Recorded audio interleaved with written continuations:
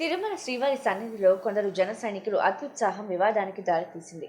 శ్రీవారి ఆలయం ఎదుట పవన్ కళ్యాణ్ అనే నేను పుస్తకాన్ని ప్రదర్శిస్తూ వీడియో చిత్రీకరించి సోషల్ మీడియాలో పోస్ట్ చేయడం కలకలం రేపుతోంది.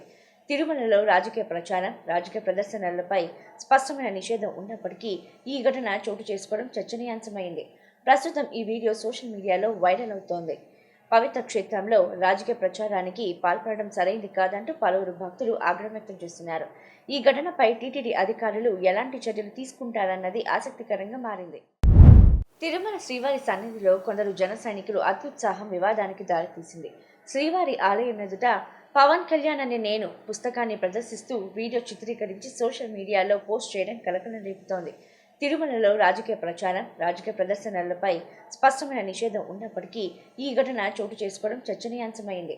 ప్రస్తుతం ఈ వీడియో సోషల్ మీడియాలో వైరల్ అవుతోంది. పవిత్ర క్షేత్రంలో రాజకీయ ప్రచారానికి పాల్పడడం సరైంది కాదంటూ పలువురు భక్తులు ఆగ్రహం వ్యక్తం చేస్తున్నారు. ఈ ఘటనపై టీటీడీ అధికారులు ఎలాంటి చర్యలు తీసుకుంటారన్నది ఆసక్తికరంగా మారింది. పవన్ కళ్యాణ్ అనే నేను బుక్ అది చాలా బాగా అయితే రాశారు వికాస్ భయ్య, మీకైతే ధన్యవాదాలు. హ్యాపీగా ఫీల్ అయ్యి మేమైతే భయ్య ఇలాంటి బుక్ ని మాకు అందించినందుకు ఒక జన సైనికుడిగా మేము చాలా థ్యాంక్స్ చెప్పుకుంటున్నాం మేమైతే. అలాగే ప్రతి ఒక్క జన సైనికుడు కూడా పవన్ కళ్యాణ్ నేను బుక్ ని మీరు అందరూ సపోర్ట్ చేయాలని మేమైతే మనస్ఫూర్తిగా కోరుకుంటున్నాం.